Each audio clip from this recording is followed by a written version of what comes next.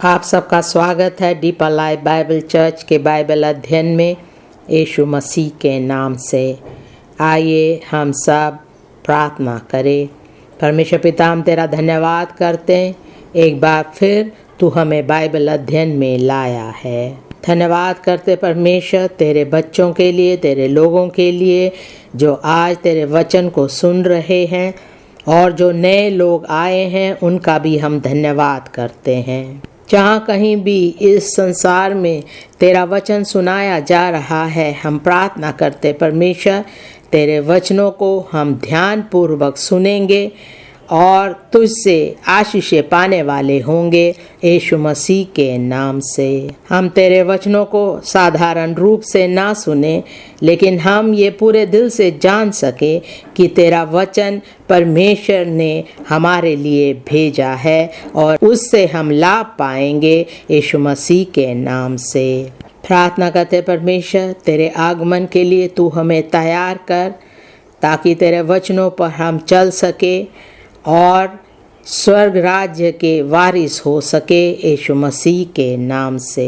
धन्यवाद करते परमेश्वर तूने हमारी प्रार्थना सुनी, प्रभु यीशु मसीह के नाम से मांगते हैं, आमीन।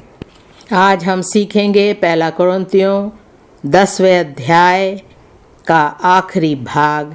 पहला कुरिन्थियों 10वां अध्याय उसके 23वें वाक्य से हम पढ़ेंगे। सब वस्तुएं मेरे लिए उचित तो है, परंतु सब लाभ की नहीं। सब वस्तुएं मेरे लिए उचित तो है, परंतु सब वस्तुओं से उन्नति नहीं। 24वां वाक्य, कोई अपनी ही भलाई को नहीं वरन दूसरों की भलाई को ढूंढे। 31वां वाक्य, इसलिए तुम चाहे खाओ चाहे पियो चाहे जो कुछ करो, सब कुछ परमेश्वर की महिमा के लिए करो। जो वाक्य अभी हमने पढ़ा इसके बारे में आज हम सीखेंगे, और आज का विषय है केवल परमेश्वर की महिमा के लिए जीना। केवल परमेश्वर की महिमा के लिए जीना। परमेश्वर जिसने हमें सिरजा है, हमारा उद्धार करता है, वो चाहता है कि हम अपना हृदय उसे दे। जो कुछ हम करते हैं परमेश्वर की महिमा के लिए करें, अपना जीवन परमेश्वर को पूरी तरह से समर्पित करें। हम कलीसिया में हैं या कहीं और है, हर बात में हम जो कुछ करते हैं हम परमेश्वर की महिमा के लिए करें। हमें परमेश्वर की महिमा करनी है, परमेश्वर को ऊंचाई पर उठाना है। हर बात में हम परमेश्वर की महिमा करें। हम खाए पिए कुछ भी क्यों ना करें, हम सब कुछ परमेश्वर की महिमा के लिए करें। हर समय हमें परमेश्वर को प्रसन्न करना है। इसी प्रकार एक परमेश्वर के बच्चे को जीना है, और जो परमेश्वर के परिवार में हैं उन्हें भी ऐसा ही जीना है। परमेश्वर के संतान होने के नाते हमारा उद्धार हुआ है, हमारा जीवन बदल चुका है, तो हर बात में हम परमेश्वर की महिमा करें।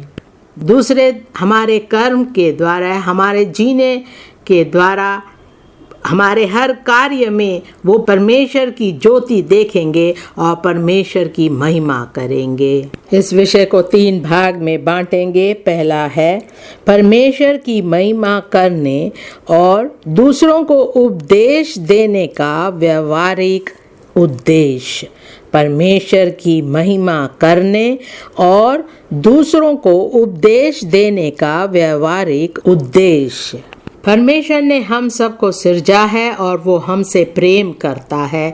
वो नहीं चाहता कि कोई भी नाश हो। जब हम परमेश्वर की महिमा करते हैं, परमेश्वर के इच्छा के अनुसार जीते हैं, और हम इसी प्रकार दूसरों को भी उपदेश देते हैं, दूसरों को परमेश्वर के वचनों से समझाते हैं और उन्हें भी परमेश्वर के निकट लाते हैं। जो कुछ भी हम क्यों ना करें, क्या हम दूसरों को उपदेश देते हैं? क्या हम सुसमाचार का प्रचार करते हैं? क्या हम दूसरों को प्रोत्साहित करते हैं परमेश्वर के वचनों से? हम केवल अपनी ही भलाई का ना सोचे, हम दूसरों के बारे में भी सोचे। अपनी चिंता ना करे लेकिन दूसरों की चिंता करे।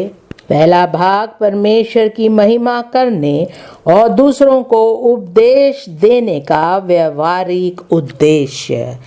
दूसरा है परमेश्वर के महिमा की निजी कीमत और बिना दोष के खाने वाले। परमेश्वर के महिमा की निजी कीमत और बिना दोष के खाने वाले। कई बार हम चाहते नहीं हैं लेकिन दूसरों की सहायता करने के लिए हमें अपनी इच्छा को बलिदान करना पड़ता है। परमेश्वर और दूसरों के बीच में हम किसी को भी चोट नहीं पहुंचाना चाहते हैं।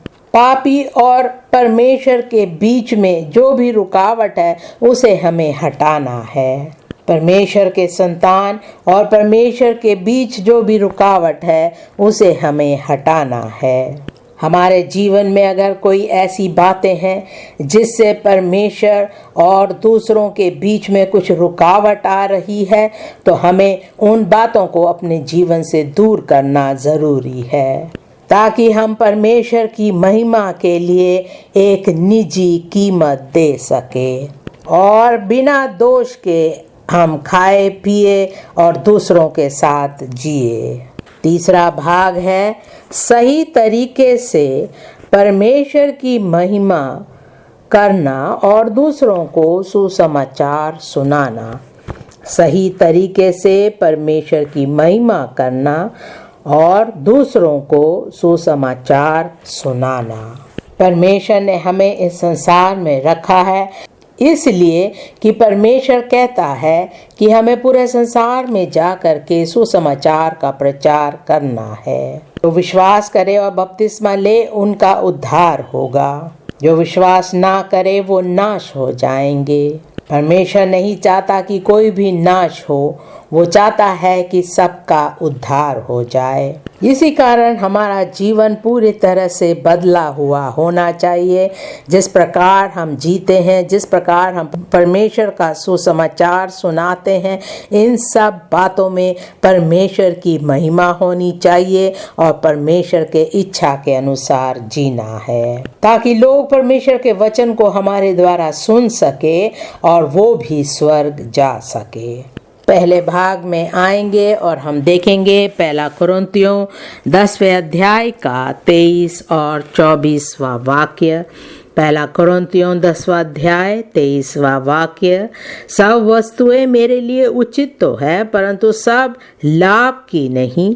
सब वस्तुएं मेरे लिए उचित तो है परंतु सब वस्तुओं से उचित नहीं। कोई अपनी ही भलाई को नहीं वरन दूसरों की भलाई को ढूंढे। यहाँ लिखा है कि कई बार जो हम काम करते हैं हमें लगता है कि ये उचित है लेकिन वो लाभदायक नहीं होता। कई बार हम बैठकर परमेश्वर का वचन सुन रहे हैं और थोड़ी देर बाद हमें लगता है हमें खड़े हो जाना चाहिए, तो हम खड़े हो जाते हैं, उसमें कोई गलत बात नहीं है। लेकिन अगर हम किसी के सामने खड़े हैं तो हम उसके लिए एक रुकावट बन जाते हैं। आपके लिए वो उचित लगता है लेकिन दूसरों के लिए उससे कोई लाभ नहीं है। लिखा है सब वस्तुएं मेरे लिए उचित तो है परंतु सब लाभ की नहीं। आगे लिखा है सब वस्तुएं मेरे लिए उचित तो है परंतु सब वस्तुओं से उन्नति नहीं। हमारे लिए शायद वो उचित लगे लेकिन उन बातों से उन्नति नहीं है। 24वें वाक्य में लिखा है कोई अपनी ही भलाई को नहीं वरन दूसरों की भलाई को ढूंढे। कई बार हम केवल अपने लाभ के बारे में सोचते हैं, अपने आराम के बारे में सोचते हैं, लेकिन अगर उससे दूसरों को ठेस पहुंचती है तो हम ऐसा ना करें। हम दूसरों की भलाई को भी ढूंढे। हम दूसरों की उन्नति के बारे में सोचे, दूसरों के उद्धार के बारे में सोचे। केवल अपनी खुशी नहीं दूसरों की खुशी को भी ढूंढे। दूसरों को दुखी देखकर अपने आप को खुश ना रखे। पहला कुरिन्थियों 6 अध्याय उसका 12वें वाक्य से पढ़ेंगे। पहला कुरिन्थियों 6 अध्याय 12वां वाक्य। सब वस्तुएं मेरे लिए उचित तो है, परंतु सब वस्तुएं लाभ की नहीं। सब वस्तुएं मेरे लिए उचित है, परंतु मैं किसी बात के अधीन न होऊंगा। 13वां वाक्य। भोजन पेट के लिए और पेट भोजन के लिए है, परंतु परमेश्वर इसको और उसको दोनों को नष्ट करेगा, परंतु देह व विचार के लिए नहीं, वरन प्रभु के लिए है और प्रभु देह के लिए है। 14वां वाक्य। परमेश्वर ने अपनी सामर्थ से प्रभु को जिलाया और हमें भी जिलाएगा। जो कुछ हम करते हैं, क्या उससे दूसरों को उपदेश मिलता है? क्या उससे लोगों को लाभ मिलता है? क्या उनकी उन्नति होती है? दूसरों की बढ़ोतरी के लिए, दूसरों की उन्नति के लिए जो कुछ हम करते हैं, क्या वो उचित है? लिखा है, परंतु मैं किसी बात के अधीन न होऊंगा। कई बार हमारे जीवन में कोई स्वभाव हो जाता है और हम उसके अधीन रहते हैं, एक आदत सी बन जाती है। फिर हम कहते हैं जो कुछ मैं कर रहा हूँ ये उचित है।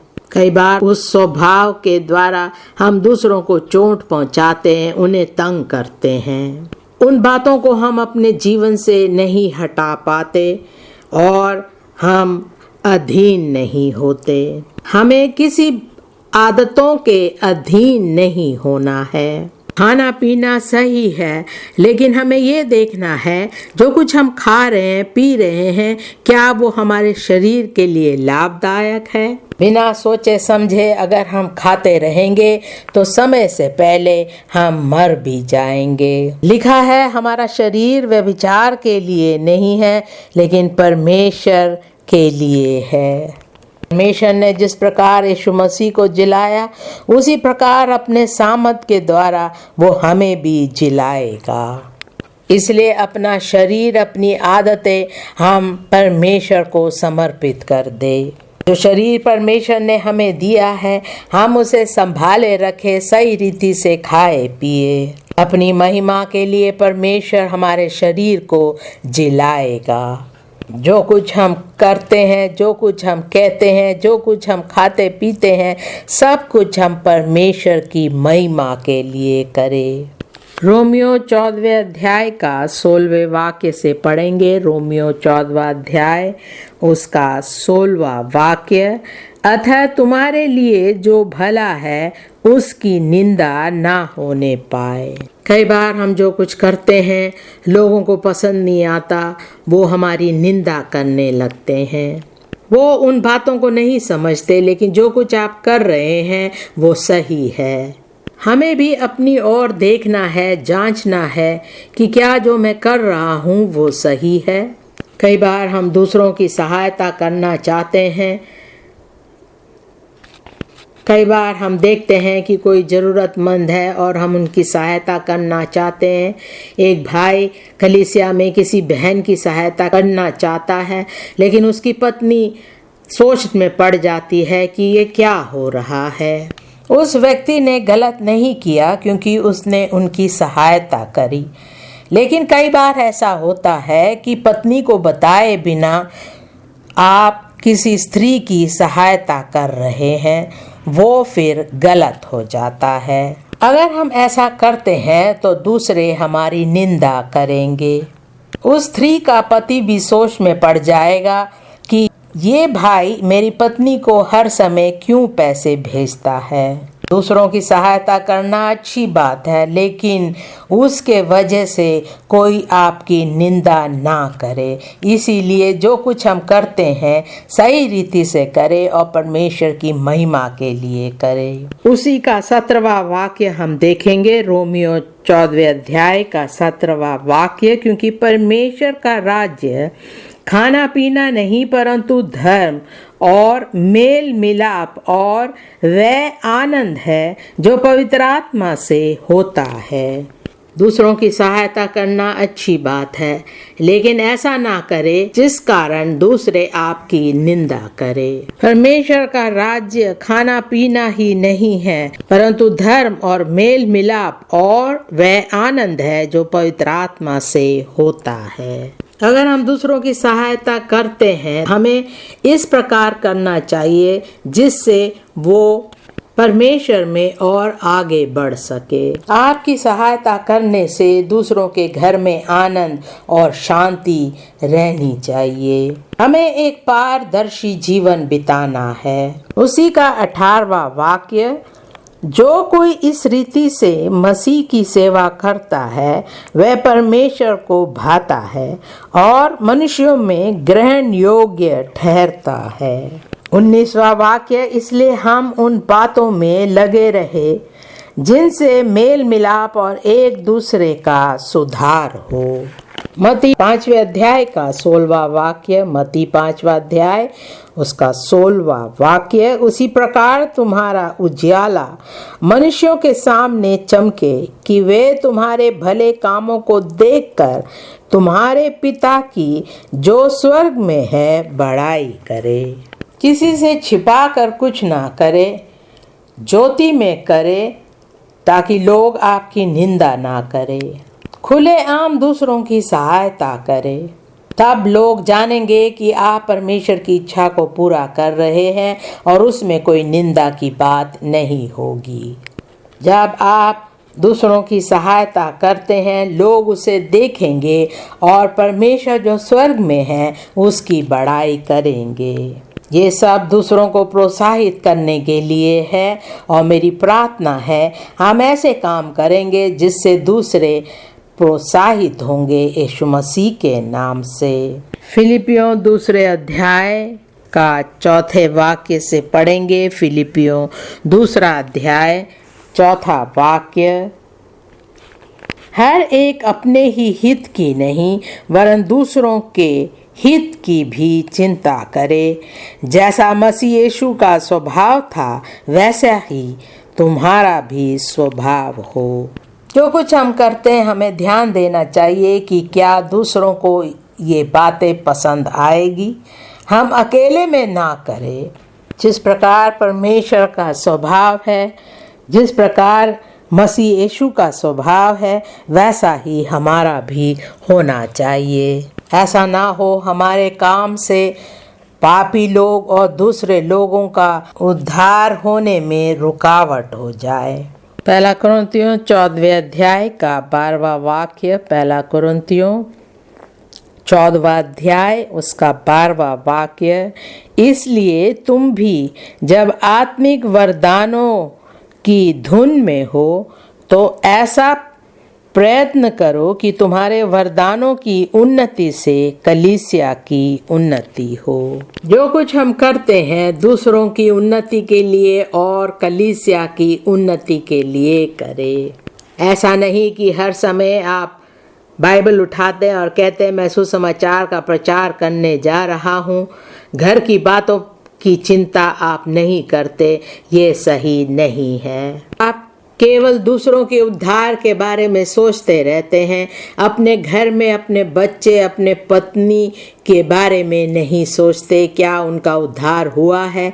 क्या वो एक सही जीवन बिता रहे हैं? जो कुछ हम करते हैं दूसरों को प्रोत्साहित करने के लिए करें। दूसरे भाग में जाएंगे, परमेश्वर के महिमा की निजी कीमत और बिना दोष के खाने वाले। परमेश्वर के महिमा की निजी कीमत और बिना दोष के खाने वाले। जब हमारा उद्धार नहीं हुआ था तब हम हर समय अपनी बातों के बारे में सोचते रहते थे, अपनी उन्नति की चिंता करते थे। लेकिन अब जब हमने यीशु मसीह को अपना लिया है, हमें दूसरों की चिंता करनी है, दूसरों के उन्नति के बारे में सोच विचार करनी चाहिए। 1 कुरिन्थियों 10वें अध्याय का 25वां वाक्य, 1 कुरिन्थियों 10वां अध्याय उसका 25वां वाक्य पढ़ेंगे। जो कुछ कसाईयों के यहाँ बिकता है वह खाओ और विवेक के कारण कुछ ना पूछो। जब हम बाज़ार जाते हैं कुछ खरीदने के लिए तो हम सोचने लगते हैं, क्योंकि हम विश्वासी हैं, हम सोचने लगते हैं कि ये जो चीज़ मैं खरीद रहा हूँ क्या ये सही चीज़ है, क्या इसे मूर्तियों के सामने बलिदान किया गया था। अगर हमें पता चलता है ये चीज़ सही नहीं है, शैतान की ओर से है, तो हमें ध्यान देना चाहिए। कई बार हम देखते हैं लोग मंदिरों में अपना बाल मुंडवाते हैं और उसी बाल को लेकर के दूसरों के लिए वो बनाते हैं। हमें ऐसी चीज़ें प्रयोग में नहीं लाना चाहिए। ऐसी चीज़ें खरीदने से पहले हमें ध्यान देना चाहिए, हमें सोचना चाहिए, क्योंकि इन चीज़ों को मूर्तियों के सामने बलिदान किया गया था। एक मसीह होने के नाते हमें जानना है कि ऐसे बातों से परमेश्वर की महिमा नहीं होगी और परमेश्वर हमसे प्रसन्न नहीं होगा। उसी का 26वां वाक्य, क्योंकि पृथ्वी और उसकी भरपूरी प्रभु की है। 27वां वाक्य, यदि अविश्वासियों में से कोई तुम्हें नेवता दे और तुम जाना चाहो तो जो कुछ तुम्हारे सामने रखा जाए वहाँ खाओ और विवेक के कारण कुछ ना पूछो। 28वां वाक्य, परंतु यदि कोई तुमसे कहे ये तो मूर्ति को बलि की हुई वस्तु है, तो उसी बताने वाले के कारण और विवेक के कारण ना खाओ। आपका पड़ोसी अगर आपको बुलाता है खाने पे, आप जा सकते हैं, जो कुछ आपके सामने रखा है खा सकते हैं, आपको कोई प्रश्न नहीं पूछना है। लेकिन अगर आपको पता चलता है कि जो वस्तुएं आपके सामने रखी गई हैं, जो भोजन आपके सामने रखा गया है, वो मूर्ति को बलि चढ़ाया हुआ है, तो आप उसे ना खाएं। कई बार लोगों को भोजन दिया जाता है, वो अपने दादा परदादों के बारे में सोच रहे हैं, उनके लिए वो करते हैं ताकि उन्हें उद्धार मिल सके। ऐसे भोजन में हम भाग ना लें, हम उनके अंधविश्वास में भाग ना लें। कई बार हम देखते हैं कई लोगों के रीति रिवाज में लोग उनसे कहते हैं तुमने पाप किया है, गलत काम किया है, इसलिए तुम्हारे जीवन में उन्नति नहीं हो रही है, तुम्हें नौकरी नहीं मिल रही या तुम्हारे बच्चे नहीं हो रहे हैं, तो तुम्हें सबको भोजन खिलाना है। वो भोजन वो मूर्तियों के सामने बलि चढ़ाकर दूसरों को खिलाते हैं। ऐसे भोजन में हमें भाग नहीं लेना है, इससे परमेश्वर की महिमा हमारे द्वारा नहीं होगी। आपको लगेगा ये लोग बहुत अच्छे हैं, बड़े प्यार से आपको भोजन के लिए बुला रहे हैं, लेकिन आपको सावधान रहना है। हमें परमेश्वर की महिमा के लिए करना है। जो कुछ हम करते हैं परमेश्वर को प्रसन्न करने के लिए हमें जीना है, ना ही दूसरों को प्रसन्न करने के लिए। उसी का 29वां वाक्य, मेरा मतलब तेरा विवेक नहीं परंतु उस दूसरे का, भला मेरी स्वतंत्रता दूसरे के विचार से क्यों परखी जाए।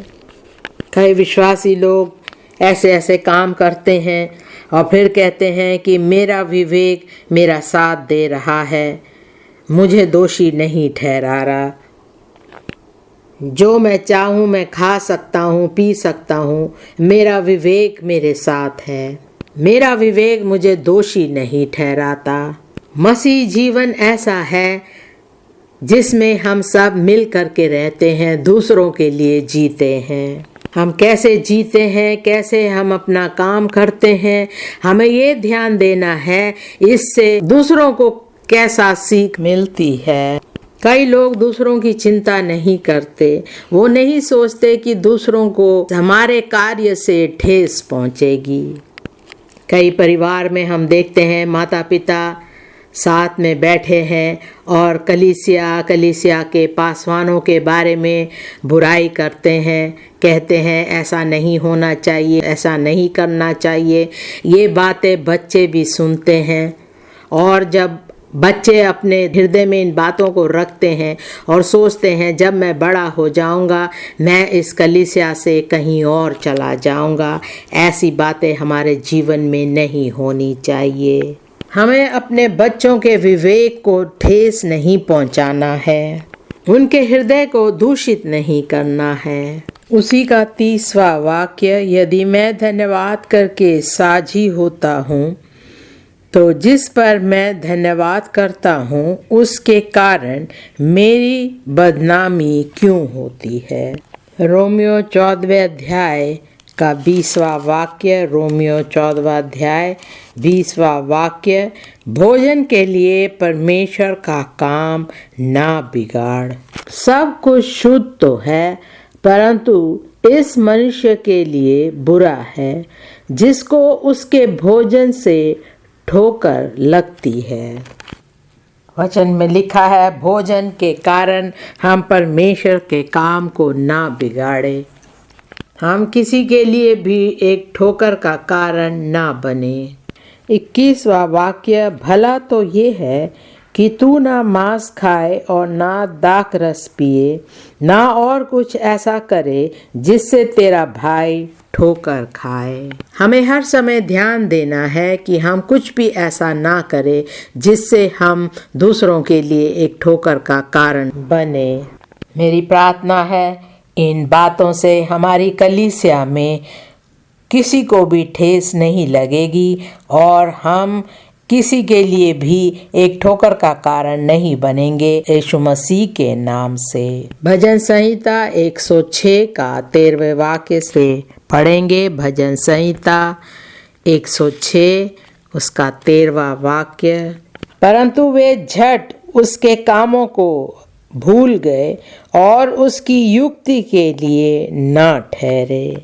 कई बार हम परमेश्वर का वचन सुनते हैं और हम कहते हैं ये वचन बहुत अच्छा था, ये मेरे लिए था, मेरे दिल को छूने वाला वचन था, लेकिन थोड़े दिनों बाद हम देखते हैं हम उन बातों को भूल जाते हैं। वो परमेश्वर के वचन को भूल जाते हैं जो महान कार्य परमेश्वर ने उन वचनों के द्वारा उनके जीवन में किया, उन बातों को वो भूल जाते हैं। उन बातों को भूल कर वो पिछले जीवन में चले जाते हैं जहाँ पर वो परमेश्वर के वचन को नहीं सुनते थे। भजन संहिता 106 के 13वें वाक्य में लिखा है, परंतु वे झट उसके कामों को भूल गए और उसकी युक्ति के लिए ना ठहरे। वो नहीं सोचते जब वो परमेश्वर के वचनों को भूल जाते हैं तो उनके साथ क्या होता है। उसी का 14वां वाक्य, उन्होंने जंगल में अति लालसा की और निर्जल स्थान में परमेश्वर की परीक्षा की। 15वां वाक्य, तब उसने उन्हें मुंह मांगा वर तो दिया परंतु उनके प्राण को सुखा दिया। मांस और रोटी की वो मांग कर रहे थे और परमेश्वर ने उन्हें दे तो दिया परंतु उनके प्राण को सुखा दिया। कई बार हम देखते हैं लोगों के जीवन में जो वो चाहते हैं वही वो करते हैं। उनका शरीर बहुत प्रसन्न होता है, उनका जीवन आरामदायक होता है और वो खुश रहते हैं। परमेश्वर कहता है अगर तुम वैसा जीना चाहते हो तो जी लो, लेकिन इस कारण उनका प्राण सूख जाता है। इसलिए परमेश्वर हमें सावधान कर रहा है, हमें समझा रहा है केवल खाने पीने की चीज़ों पर हम ध्यान ना दें, हम अनंत काल की चीज़ों पर ध्यान दें। यूहन्ना 6 अध्याय का 25वें वाक्य से पढ़ेंगे। यूहन्ना 6 अध्याय उसका 25वां वाक्य। झील के पार जब वे उससे मिले तो कहा, हे रबी, तू यहाँ कब आया? यीशु ने उन्हें उत्तर दिया, मैं तुमसे सच सच कहता हूँ, तुम मुझे इसलिए नहीं ढूंढते हो कि तुमने आश्चर्य कर्म देखे, परंतु इसलिए कि तुम रोटियां खाकर तृप्त हुए। यीशु मसीह उनसे कह रहा है कि तुम मुझे इसलिए नहीं ढूंढ रहे कि तुम आश्चर्य कर्म देख करके तुम प्रसन्न हुए, इसी कारण तुम मेरे पीछे आ रहे हो, लेकिन इसलिए कि तुमने रोटियां खाई और तृप्त हो गए। ऐसे लोग आत्मिक बातों के बारे में नहीं सोचते, वो सिर्फ शारीरिक बातें, क्या खाएंगे क्या पिएंगे, इन बातों पर ध्यान देते हैं। 27वें वाक्य में लिखा है, नाशवान भोजन के लिए परिश्रम ना करो, परंतु उस भोजन के लिए जो अनंत जीवन तक ठहरता है, जिसे मनुष्य का पुत्र तुम्हें देगा, क्योंकि पिता अर्थात परमेश्वर ने उसी पर छाप लगाई है। यही परमेश्वर हमसे चाहता है। वो नहीं चाहता कि हम सांसारिक बातों के पीछे जाएं, लेकिन हम आत्मिक बातों पर ध्यान दें ताकि हम स्वर्ग जा सके। हम दूसरों के आत्मिक बातों पर भी ध्यान दें। अब हम तीसरे भाग में आएंगे, सही तरीके से परमेश्वर की महिमा करना और दूसरों को सुसमाचार सुनाना। सही तरीके से परमेश्वर की महिमा करना और दूसरों को सुसमाचार सुनाना। 1 कुरिन्थियों 10वां अध्याय उसके 31वें वाक्य से पढ़ेंगे। 1 कुरिन्थियों 10वां अध्याय 31वां वाक्य, इसलिए तुम चाहे खाओ चाहे पियो चाहे जो कुछ करो, सब कुछ परमेश्वर की महिमा के लिए करो। तुम ना यहूदियों ना यूनानियों और ना परमेश्वर की कलीसिया के लिए ठोकर के कारण बनो, जैसा मैं भी सब बातों में सबको प्रसन्न रखता हूँ और अपना नहीं परंतु बहुतों का लाभ ढूंढता हूँ कि वे उद्धार पाए। ये पौलुस के जीवन का उद्देश्य था और इसी प्रकार हमारा भी उद्देश्य होना चाहिए। 2 कुरिन्थियों 4 अध्याय का 6वां वाक्य। 2 कुरिन्थियों 4 अध्याय उसका 6वां वाक्य, इसलिए कि परमेश्वर ही ने, जिसने कहा अंधकार में से ज्योति चमके, और वही हमारे हृदयों में चमका कि परमेश्वर की महिमा की पहचान की ज्योति यीशु मसीह के चेहरे से प्रकाशमान हो। जब हमारा नया जन्म होता है, हमारे जीवन से अंधकार की बातें हटकर परमेश्वर की ज्योति प्रकाशमान होती है। यीशु मसीह हमें ज्योति देता है। हमारे हृदयों में यीशु मसीह की ज्योति चमकती है। कुलुसियों 3 अध्याय का 17वां वाक्य। कुलुसियों 3 अध्याय उसका 17वां वाक्य, वचन में या काम में जो कुछ भी करो सब प्रभु यीशु के नाम से करो और उसके द्वारा परमेश्वर पिता का धन्यवाद करो। उसी का 23वां वाक्य, जो कुछ तुम करते हो तन मन से करो, यह समझकर कि मनुष्यों के लिए नहीं वरन प्रभु के लिए करते हो। 24वां वाक्य, क्योंकि तुम जानते हो कि तुम्हें इसके बदले प्रभु से मिरास मिलेगी, तुम प्रभु मसीह की सेवा करते हो। मत्ती 7वें अध्याय का 12वां वाक्य। मत्ती 7वां अध्याय उसका 12वां वाक्य, इस कारण जो कुछ तुम चाहते हो कि मनुष्य तुम्हारे साथ करे, तुम भी उनके साथ वैसा ही करो, क्योंकि व्यवस्था और भविष्यवक्ताओं की शिक्षा यही है। इससे परमेश्वर की महिमा होती है और जब हम ऐसा जीते हैं तो परमेश्वर हमें प्रतिफल देगा। 1 कुरिन्थियों 10वें अध्याय का 32वां वाक्य। 1 कुरिन्थियों 10वां अध्याय 32वां वाक्य, तुम ना यहूदियों ना यूनानियों और ना परमेश्वर की कलीसिया के लिए ठोकर के कारण बनो। हम किसी के लिए भी एक ठोकर का कारण ना बने। अविश्वासी लोग भी जानते हैं क्या सही है क्या गलत है। इस कारण हम जो परमेश्वर के लोग हैं, हम जो विश्वासी हैं, हमें कोई भी ऐसा काम नहीं करना है जिससे हम दूसरों के लिए एक ठोकर का कारण बने। 2 कुरिन्थियों 6 अध्याय का 3 वाक्य। 2 कुरिन्थियों 6 अध्याय उसका 3 वाक्य, हम किसी बात में ठोकर खाने का कोई भी अवसर नहीं देते ताकि हमारी सेवा पर कोई दोष ना आए। फिलिपियों 1 अध्याय उसके 10वें वाक्य से पढ़ेंगे। फिलिपियों 1 अध्याय 10वां वाक्य, यहाँ तक कि तुम उत्तम से उत्तम बातों को प्रिय जानो और मसीह के दिन तक सच्चे बने रहो और ठोकर ना खाओ और उस धार्मिकता के फल से जो यीशु मसीह के द्वारा होते हैं भरपूर होते जाओ, जिससे परमेश्वर की महिमा और स्तुति होती रहे। यीशु मसीह शीघ्र आने वाला है, इसी कारण हमें अपने आप को तैयार रखना है। ऐसी बातों से अपने जीवन को हमें शुद्ध करना है। हमें मसीह में सिद्ध रहना है और सच्चे मसीह बन करके रहना है। प्रेरितों के काम 24वें अध्याय का 15वें वाक्य से पढ़ेंगे। प्रेरितों के काम 24वें अध्याय का 15वां वाक्य, और परमेश्वर से आशा रखता हूँ जो वे आप भी रखते हैं कि धर्मी और अधर्मी दोनों का जी उठना होगा।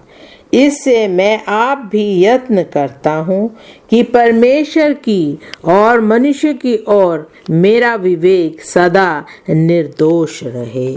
1 कुरिन्थियों 10वें अध्याय का 33वां वाक्य। 1 कुरिन्थियों 10वां अध्याय उसका 33वां वाक्य, जैसे मैं भी सब बातों में सबको प्रसन्न रखता हूँ और अपना नहीं परंतु बहुतों का लाभ ढूंढता हूँ कि वे उद्धार पाए। हम जो कुछ भी करते हमें ध्यान देना है कि हम दूसरों के उद्धार का कारण बन सके।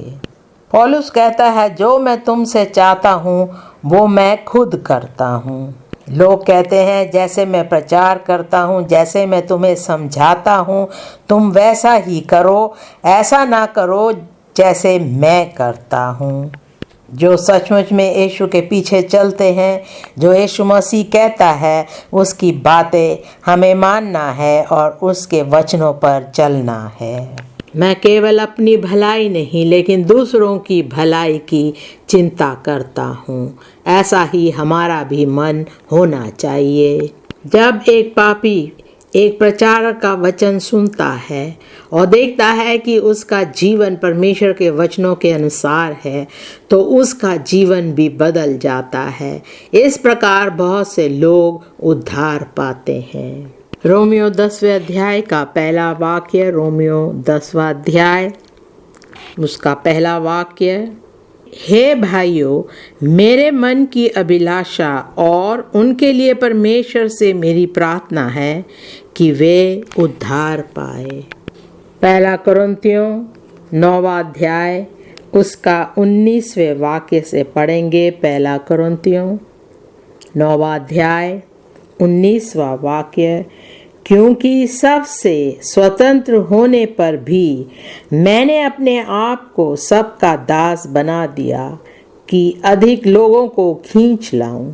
मैं यहूदियों के लिए यहूदी बना कि यहूदियों को खींच लाऊं। जो लोग व्यवस्था के अधीन है उनके लिए मैं व्यवस्था के अधीन ना होने पर भी व्यवस्था के अधीन बना कि उन्हें जो व्यवस्था के अधीन है खींच लाऊं। व्यवस्थाहीनों के लिए मैं जो परमेश्वर की व्यवस्था से हीन नहीं परंतु मसीह की व्यवस्था के अधीन हूँ, व्यवस्थाहीन सा बना कि व्यवस्थाहीनों को खींच लाऊं। 22वां वाक्य, मैं निर्बलों के लिए निर्बल सा बना कि निर्बलों को खींच लाऊं। मैं सब मनुष्यों के लिए सब कुछ बना कि किसी न किसी रीति से कई एक का उद्धार कराऊं। सचमुच में जब हमारा जीवन बदल जाता है, हम यीशु मसीह को अपनाते हैं तो हर समय हमारे दिल में एक इच्छा होती है कि हम एक पवित्र जीवन बिताए, एक ऐसा जीवन बिताए जिससे लोग हमें देखें और वो भी उद्धार पा सकें। हर समय हमारी इच्छा होती है कि हम जाए सुसमाचार का प्रचार करके पापियों को परमेश्वर के पास ला सके। 2 तीमुथियुस 2 अध्याय का 10वां वाक्य। 2 तीमुथियुस 2 अध्याय का 10वां वाक्य। इस कारण मैं चुने हुए लोगों के लिए अब कुछ सहता हूँ कि वे भी उस उद्धार को जो मसीह यीशु में है अनंत महिमा के साथ पाए। इसी प्रकार एक सच्चे मसीह को होना चाहिए। उसे यहाँ वहाँ डगमगाना नहीं है, लेकिन परमेश्वर के वचनों पर खड़े होना है। उसे ध्यान देना है कि वो जाए, सुसमाचार सुनाए और बहुतों का उद्धार करा सके। उन्हें एक पवित्र जीवन बिताना है ताकि वो अंत में स्वर्ग जा सके। ऐसी हर एक बातों को अपने जीवन से दूर करना है जिससे दूसरों के लिए एक ठोकर का कारण ना बने। हमें हर प्रकार की मुसीबतें, हर प्रकार की चुनौतियों को सहना है ताकि बहुत से लोगों का उद्धार हो सके। क्या आप एक नया जीवन पाकर, एक पवित्र जीवन पाकर परमेश्वर के लिए आगे बढ़ना चाहते हैं? क्या आप परेशानियों का सामना करके दूसरों को बचाना चाहते हैं?